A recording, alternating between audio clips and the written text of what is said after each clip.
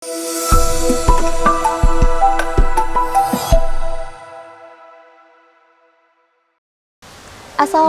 warahmatullahi wabarakatuh. Shalom, Om Swastiastu, Namo Buddhaya, salam kebajikan untuk kita semua.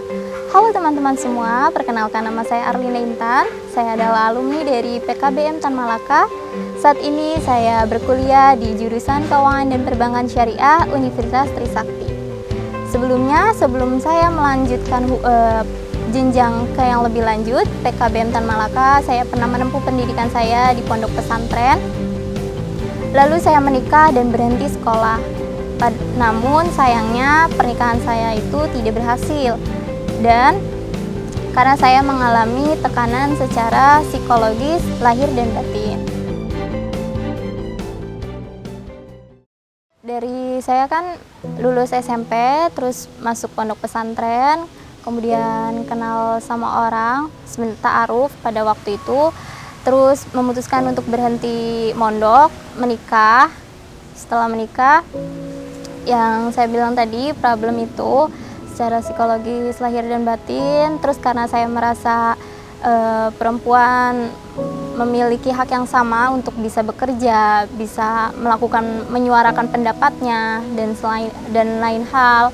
Jadi waktu itu saya memiliki keinginan yang kuat, memiliki tekad yang kuat untuk melanjutkan pendidikan saya, termasuk melalui PKBM Tan Malaka ini.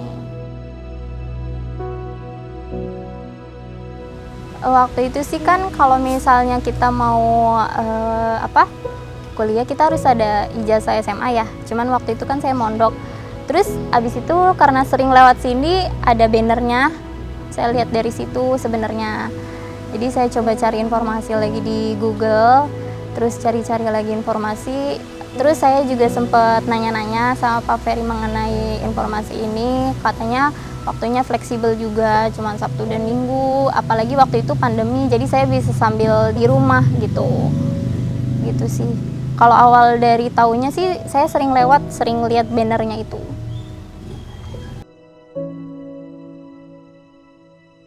Waktu itu sebenarnya udah di ujung perceraian karena saya merasa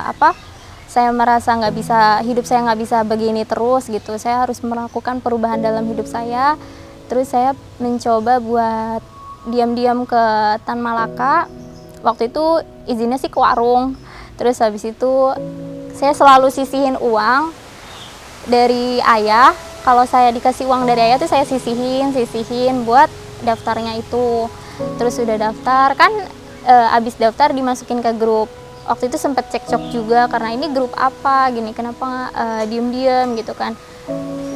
Karena saya coba buat bilang sama orang tua saya mau lanjut, dan orang tua saya kasih kesempatan gitu. Oh ya udah gak apa-apa gitu kan, namanya orang tua kan pasti mendukung. Cuman dari pihak sana tetap gak mau gitu, ngapain kuliah ngapain sekolah tinggi-tinggi gitu kan, kalau harus ujung-ujungnya di dapur aja, harus ngurus anak aja gitu kan. Jadi pada saat itu saya coba buat cari informasi terkait universitas-universitas lainnya, dan direkomendasikan oleh salah satu tenaga didik di sini kamu buat apply aja nih beasiswa di Universitas Trisakti. Saya coba buat lengkapi data-datanya, pemberkasannya, apa-apa saja, dan lolos dalam 3 tahap pada saat itu.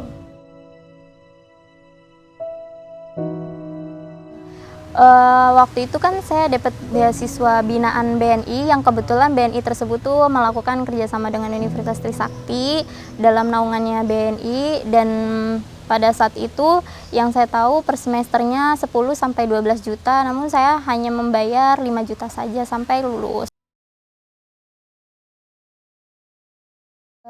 Selama saya masuk dalam Universitas Trisakti tersebut, kan karena dari transisi introvert ke ekstrovert ya, jadi saya mencoba beberapa organisasi yang ada dalam Trisakti.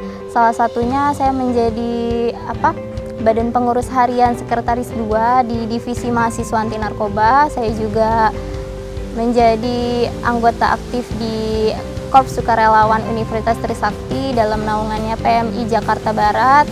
Saya juga aktif, saya juga sebagai staf Islamic Banking and Finance of Organization yang biasa disebut dengan IBFO sebagai divisi pelatihan dan pengembangan organisasi.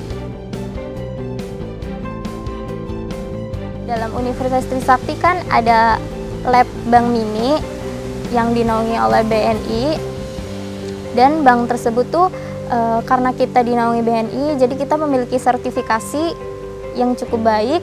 Jadi nggak usah khawatir tentang prospek kerja ke depannya bagaimana, karena bisa ditarik dari karena kita kan magang juga, ada proses magang juga di bank-bank tersebut, atau mau konvensional ataupun bank syariah seperti itu. Jadi bisa, karena kekuatannya ada di sertifikasi Bank BNI ini, jadi ada nilai plus buat mudah gitu dalam jurusan tersebut, pekerjaan tersebut.